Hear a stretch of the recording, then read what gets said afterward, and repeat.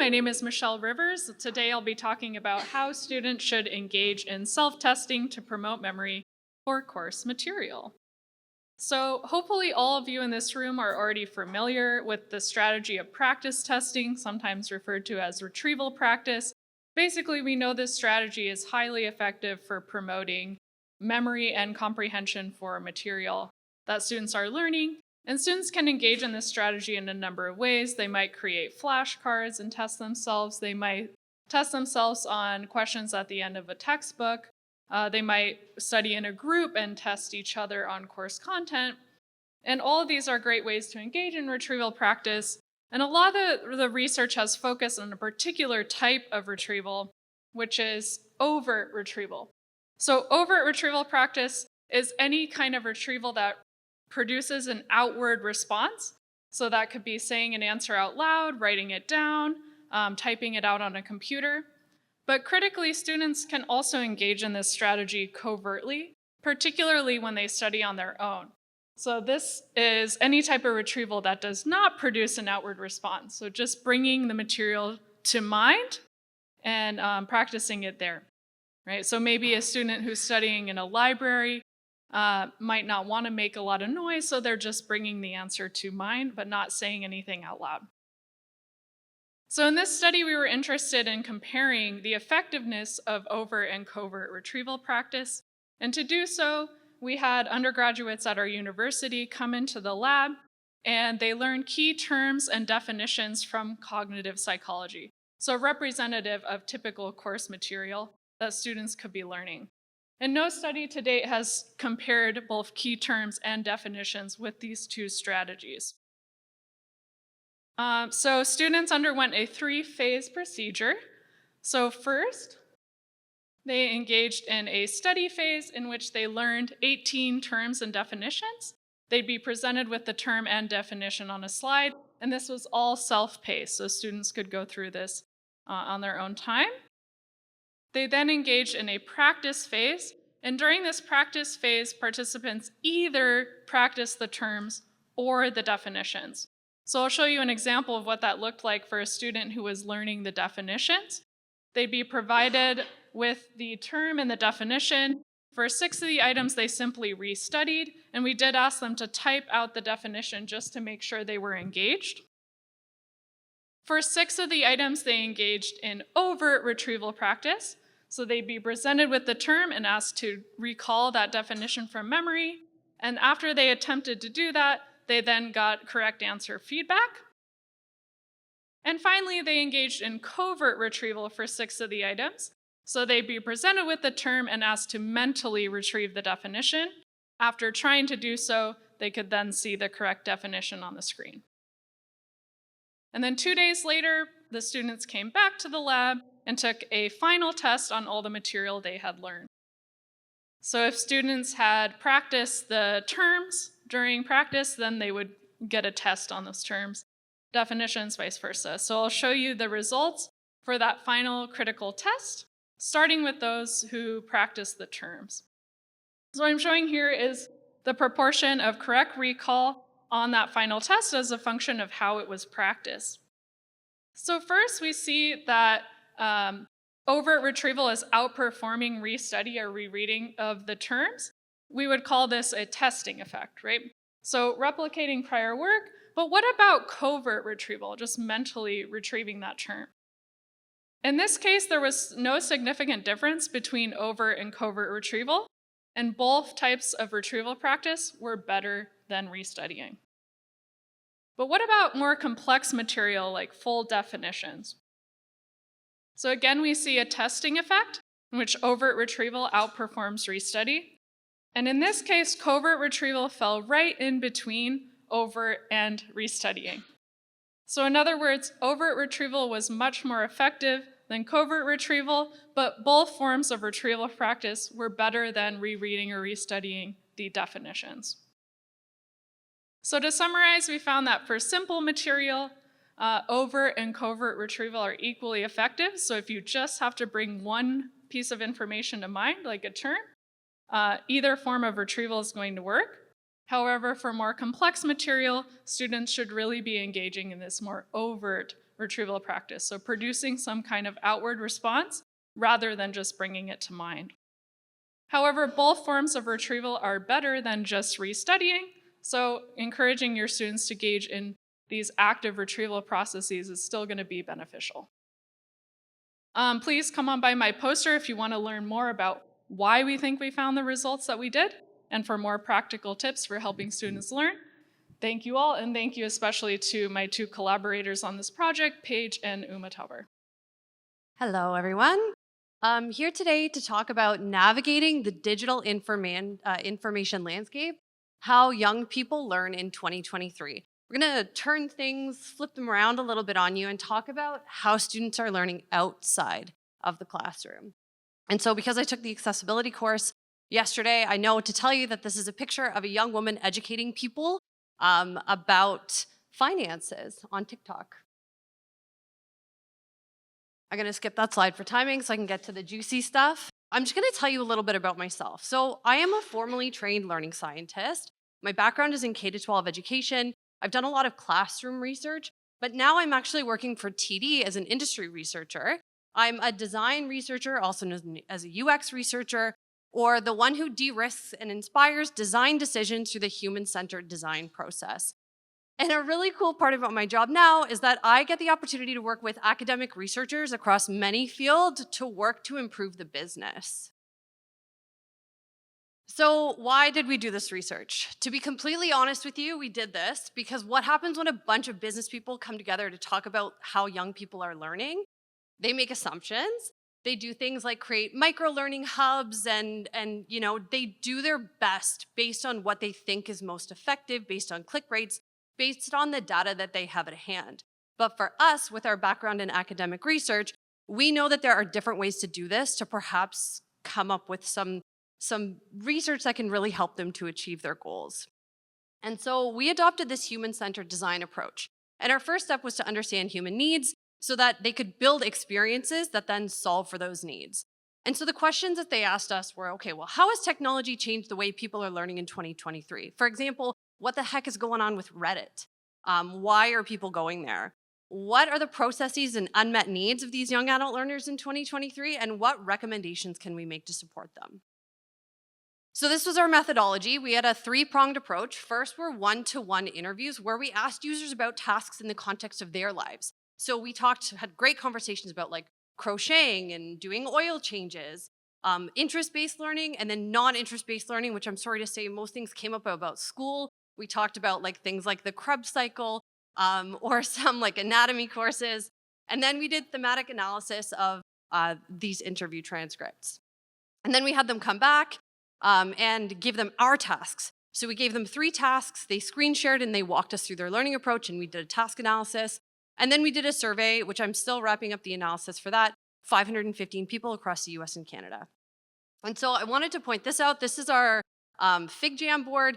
Cool thing that I want to highlight here is that this analysis that we did, my collaborators are from human factors, they're from human-computer interaction, and my colleague who is going to be on this paper with me is from sociocultural anthropology. So we came together and we were like, hey, what the heck is going on here? And I'm going to share with you some key insights. Sorry, 5 minutes goes by really fast. So number 1, learners have developed coping strategies for dealing with information overload, for better or for worse, right? They're trying to be efficient, they're trying to be effective. Sometimes when they're trying to be efficient, effectiveness goes down, and we know that. So they're task switching, they're using all of these shortcuts to verify sources, like number of views, likes, shares, comments. Number 2 is that engagement happens when learning is situated within pre-existing habits and routines. Learners need to be met where they are. So perhaps instead of doing like a micro-learning hub, we can make recommendations like tap into their current workflows, understand that they love podcasts at this age. So perhaps we can make some business recommendations that tap into current workflows, and we know that they will actually spend time learning if it makes sense for them in the context of their lives. Online learning is the go-to because of its ability to effectively provide differentiated instruction. We talked yesterday about getting people into your courses. The truth is you really have to give them a reason to come because online learning, there's just so much for them there, right? They can speed you up, they can pause, they can rewind, they can crowdsource their knowledge, they can save the content for later. All of these things they can't do in person, so there has to be a reason for them to come that's different and better than them doing it online. Also, experiential learning, there's a whole body of research talking about this. This is something old made different by tech. Now you can watch someone on TikTok go through their morning routine. Everyone is doing it. Pardon the clickbaity headlines. This is like an industry thing that's kind of gotten behind some of these insights, but everyone is doing it, and for good reason. And so recommendations are, you could formally teach critical thinking skills within current workflows. Maybe have your students go on Reddit or show you what they're looking up on YouTube by giving them some frameworks for critically analyzing information in the places where they already are, and allow them to do it collaboratively using lots of discourse. You can encourage the use of personalization in both course design and assessment practices like co-creation and differentiated instruction to really appeal to them and get them engaged. And when possible, we've been talking a lot this here today, explore how new technologies might impact learning. Things like augmented learning, chat, GPT, and VR. Students are interested in these. Perhaps they will be using these more and more, so understand how that's going to affect you in the room. Thank you. So I'm going to be talking to you today about remote proctoring and our work with an undergraduate anatomy course. So this is a functional human gross anatomy course. It's a core course across all of the Faculty of Health Sciences, and I'm from Western University, so that's where this data was collected. In this course, we enroll about 1,000 students annually, so it's quite a large class. And during the pandemic, before the pandemic, I should say, we taught everything in person, right? Lectures and labs were all in person. And then we rapidly moved everything online, lectures and labs went online, and now we're offering this course in a little bit of a blended format. How do we do that with assessment, right? We have to think about what happens with our in-person assessments when we're moving things online. So with large classes, multiple choice exams end up being a staple. Okay, they're familiar question type. We are easy to administer. They're also automatically graded by most LMS systems and easily transferable to the online space. In-person assessments have in-person proctors, right? But what about online assessments? How are we going to proctor these? So we wanted to ask, does proctoring matter? So does testing environment, whether in person or online, proctored or unproctored, affect student performance? And further, are different question levels, as denoted by Bloom's taxonomy, better suited for different testing environments? So this was collected using nearly identical assessment data across 4 terms. So the same foundational content. Okay, we had a 70-question multiple choice exam, and 26 of those questions were shared. We ended up with 4 levels of proctoring support. So, sorry, this is just like pre-populating on me here. So we ended up with an online assessment with no proctoring, online assessment with, going for it, okay, remote proctoring, an online assessment, so students are writing the same digital exam in the same physical space, but they have in-person proctors, and then an in-person and on-paper exam. Okay, so 4 levels of proctoring support. Our hypothesis there was that as proctoring support increases, question difficulty would increase or performance would decrease. Okay, and we thought this would be especially true for questions of lower order Bloom's taxonomy. So our results here then are showing you question difficulty for assessment or environment or proctoring level on the x-axis. So proctoring support is increasing there on the x-axis, and then question difficulty is on the y-axis. So the 4 different modalities there on the bottom. So there was a main effective test modality. So the 3 digital exams are different from the in-person and on-paper assessment. Okay, and then critically, sorry, again, it's just flipping on me. The no proctoring was not different from the remote proctored condition. Okay, so this supports our hypothesis to say that as proctoring support increases, question difficulty increases. When online, remote proctoring is the same as no proctoring. And then when in person, paper exams are more robust than digital exams.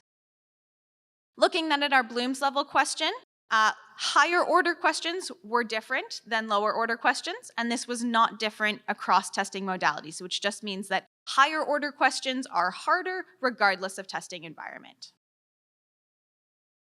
In terms of next steps then, this is some data that's collected. So the shared questions are the 26 questions that we looked at in the red bars here, compared to the full exam, so this full 70 questions, across the 4 levels of proctoring support on the bottom there. So we really want to examine the discrimination index of these shared questions, okay? Look at high achievers compared to low achievers, and then also to determine if certain types or formats of questions are better suited for different proctoring environments. Our key takeaways from this then: instructors should approach online testing thoughtfully. Okay? Online is not the same as in-person assessments. And maybe some ways to approach this as we move forward are explicitly open book style assessments, okay, for online exams. Maybe we have everybody write in-person exams. And most importantly, probably, is really to consider what we're asking our students to do when we are asking them assessment questions. Hello, I am Swiya Murti, and today I'm from the Pupil Clinic. And today I'm presenting the Psychoeducational Intervention, an interdisciplinary approach for learning disabilities interventions. So that question was just a perfect segue. Typically, what happens in the school context is that the parent or the teacher notices difficulties in their child, and the child is then referred to a psychologist. The psychologist diagnoses the learner, and then this is given in a report, which is then sent to the IPRC meeting, which is attended by the principal, the teacher, the parent, and another person. And with this consultation, an individualized education plan is created and implemented by teachers. But there are gaps in the system. For example, there might be a stigma against learning disabilities, and a parent might not agree that their child has a learning disability. So what we do with the intervention is have therapy where we talk about the benefits, the pros and the cons of having a diagnosis and the resources it opens up to a child when they do have this diagnosis. Refer to a psychologist. Unfortunately, in Ontario and across Canada, this means several months of a wait time. And one way we've mitigated this is by having students of clinical school psychology as psychometrists. So it's kind of like a win-win situation where they get the clinical hours and we can mitigate the time by just a little bit. Psychologists, once they diagnose the learner, there's no post-test follow-up. And how we come in is that we have this therapeutic alliance where we have an ongoing conversation with our pupils. And the report, more or less, is jargon for a lot of people. And what we do is make sure that there's this knowledge translation that happens with it. And more importantly, we talk to the child about their cognitive strengths, about their cognitive weaknesses, and what that learning disability means. And so this greatly improves their own metacognition. In the IPRC meetings, none of the people attending are expected to be mental health professionals. And that's where our interventionists come in. We have this ongoing support and self-advocacy. We liaison from the school and the home environment. And we realize that in education, there's a lot of limited resources. And so we make sure that the accommodations that our clients have been provided with are used efficiently. And again, the teacher-student ratio might not always work in the favor of the child with a learning disability, and so we have targeted, individualized interventions.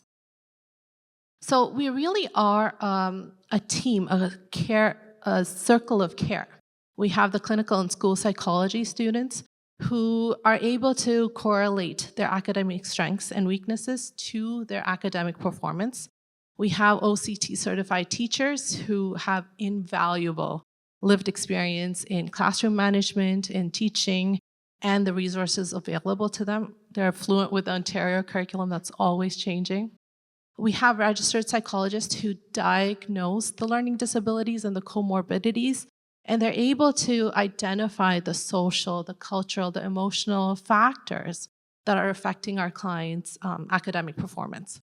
We have researchers in cognitive science who make sure that we have evidence-based practice. It's so easy in this field to have commercialization and neuromeds just take over and flood it. So it's so important to keep that research base. And on the flip side also, provide back to the research with practice-based evidence of what works with our clients.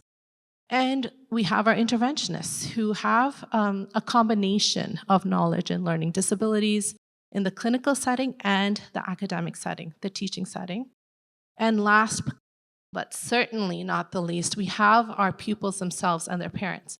And it's amazing to see their diligence and how they start to cultivate that growth mindset and almost cultivate like an enjoyment for lifelong learning. If you have any questions, please do ask me.